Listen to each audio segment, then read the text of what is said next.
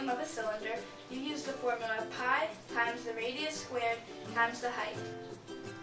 How does that work? I'm going to break it down now. I'll start with an example. The radius of this cylinder is 5 centimeters and the height is 10 centimeters. Plug that into the formula. It makes it pi times 5 squared times 10. 5 squared is 25, and pi times 25 times 10 equals 785.4. So the volume is 785.4 centimeters cubed. But how does that work?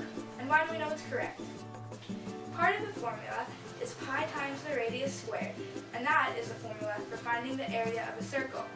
And what is a cylinder? A circle with a circle face on top of it, and more circles until a two-dimensional shape becomes a three-dimensional shape.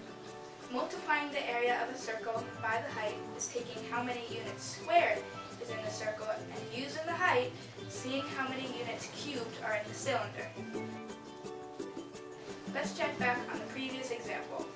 When I plugged in the dimensions to the formula, pi times 5 squared times 10, I found the area of the circle, which is 78.54, then multiplied it by the height, 10, and found the volume, 785.4.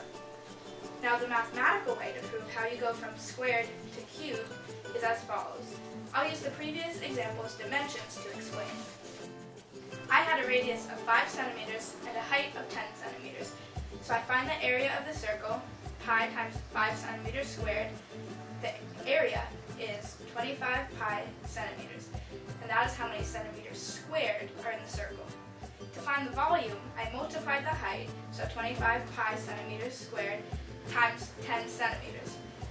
25 times pi times 10 equals 785.4.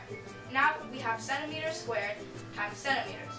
We know that even though there is no exponent on one of the centimeters, it is the same as having an exponent of 1.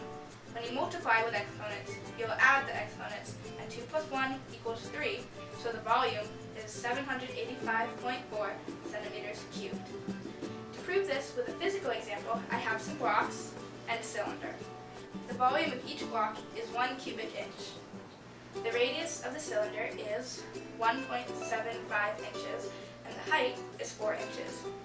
Now because I'm working with cubes and a round cylinder, it will not be perfect, but the physical solution should be within 10 to 15 inches of the mathematical solution. I'll find the volume mathematically first. The volume will be pi times 1.75 squared times 4. 1.75 squared is 3.0625. When I multiply that by pi and by 4, I get 38.48. With the blocks, we should be able to fit somewhere from 23 to 38 cubes into the cylinder. 28 inches cubed can be fit into the cylinder, about 10 away from what the mathematical formula concluded.